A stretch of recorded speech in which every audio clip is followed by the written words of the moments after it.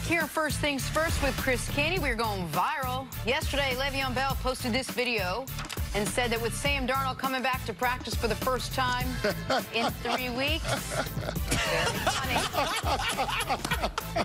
One of Darnold's key targets, Robbie Anderson, posted this video of a drill. His trainer was calling out a color, and Robbie had to catch it. Oh, he has to catch the color he calls out. I didn't know that part of it. I thought it was just balance, hand-eye coordination, but you're also adding a little cognitive ability there. That's in the same room that AB. I can tell with the jerseys. Remember AB was doing the balancing exercises? They must all do them at that same facility. Wow. I mean, it's a good call, see? You just see the jerseys and the reflection in the mirror. You mean CSI, a little private investigator. What were you going to say, Jenna? I said it's all fun and games with those kind of exercises until you twist an ankle. I feel like there are better ways. Well, let me just tell you how an NFL player should do it. That was a joke. There are better ways to strengthen your ankle and to get ankle mobility. I feel like if you're doing that, two things at the same time, such an easy way for you to lean over and twist your ankle. This is the way you stabilize the ankle. You stabilize that by working on the ankle and the knee, but also on your obliques, the core strength. We're working on everything from the bottom up. Start with the ankle and everything, stabilizing it, recruiting those small little muscles. Yes. That I agree with, but then you toss in something else that makes you move. Yeah, that makes me worried. His job is to avoid brutal contact of other professional athletes. Yeah. So adding a degree of difficulty to it, I would imagine. Now, I hate to tell you, Joe. I'm about to say, I love that guy in that black. See that guy in that black shirt? He's got his master's in exercise science. And you know that other guy in black, that black guy in black? Yeah. He's got his... Yep. He's got good genes. He's got some hell of a genes. No, I'm probably wrong. Time now for Where Would You Like to Be, sponsored by Visa, everywhere you want to be. And tonight, we would love to be in Seattle for some Thursday night football. Nick and Jenna are watching the game together. Together. Okay. Yeah. Birthday? Okay. Something. That game's on Fox. Jared Goff and the Rams taking on Russell Wilson and the Seahawks. Both teams sitting at 3-1 right now and looking to get an advantage out there in the NFC West. Canty, what do you think the key is to this game? Well, I'm going to start with the offensive line for the Rams. They got some issues up front. They're dealing with some injuries. So if that offensive line isn't able to control the line of scrimmage, both in the run game but also in pass protection, then it's going to be a tough day for Jared Goff and that Rams offense. We saw when they become a one-dimensional group that it doesn't look good. It's not pretty. I mean, the Buccaneers forced the Rams to drop back 70 times. I don't know any game plan where a head coach feels solid about his quarterback dropping back that many times and throwing the football. And then you couple that with the career low in touches from Todd Gurley, then, yeah, that's a recipe on how to get beat by an inferior opponent talent-wise at home. So the Rams, they got to get back to what they do best, which is being able to run the football and then operate on play action. The only question about that is I don't know the health of Todd Gurley, so I don't know if they can be dominant in terms of establishing that run game. Oh, no, Canty. You know the health of Todd Gurley. You just don't want to say it.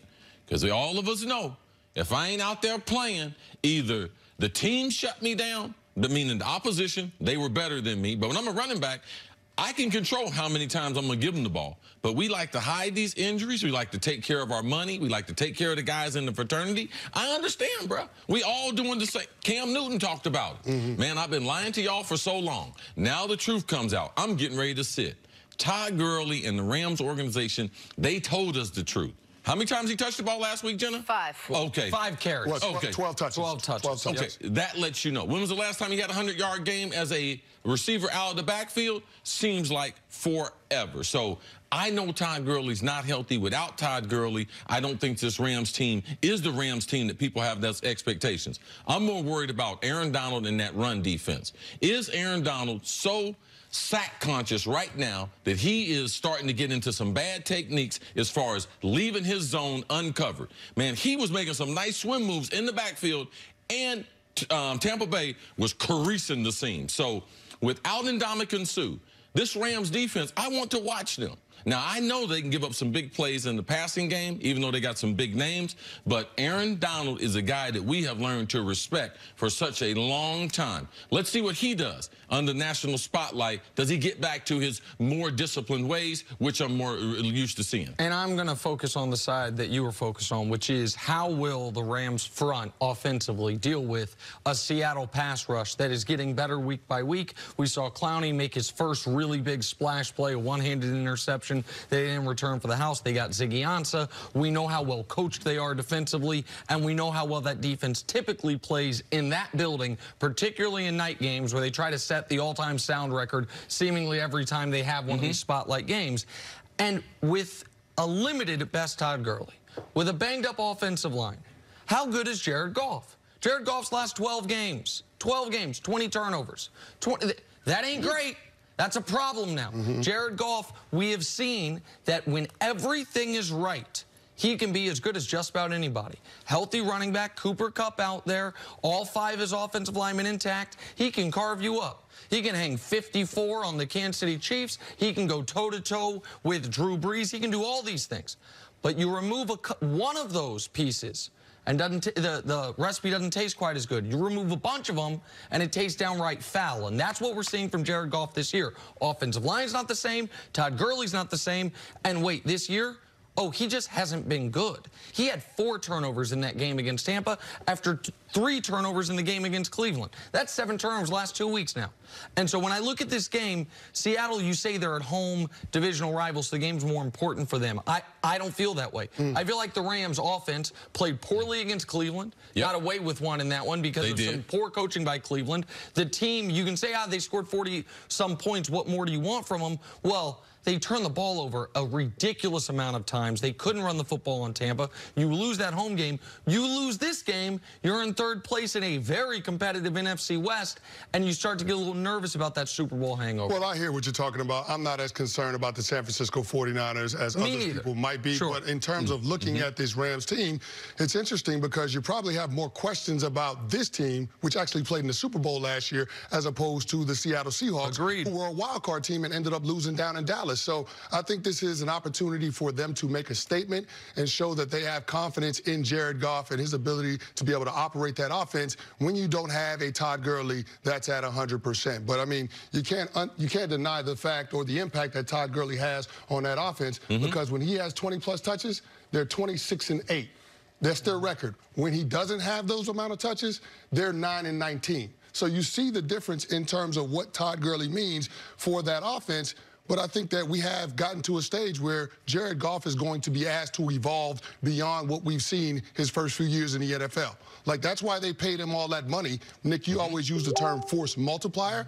Well, it's time for Jared Goff to be that guy because they need him to be that guy. So, I mean, we'll have to see what happens. I mean, I know the recent success that this Rams team has had over the Seattle Seahawks. They've won 6 of the last 8 matchups. But Pete Carroll, his team doesn't lose at home on Thursday night. They just don't.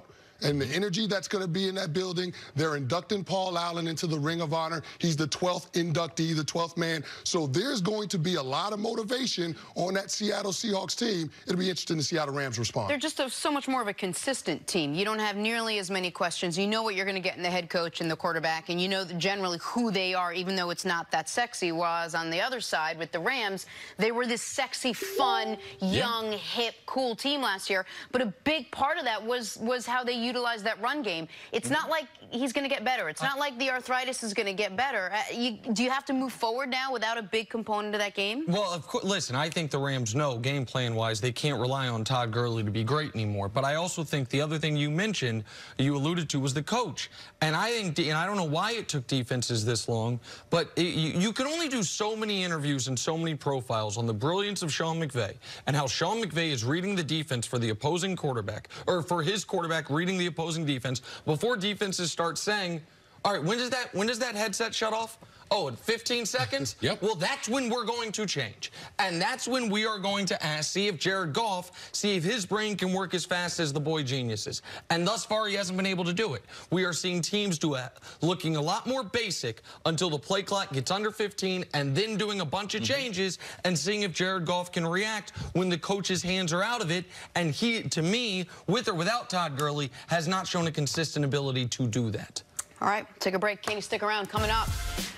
Does the Cowboys defense have any chance of slowing down Aaron Rodgers and the Packers? That's next. This is First Things First. You guys hear Canty? Force multiplier. I know.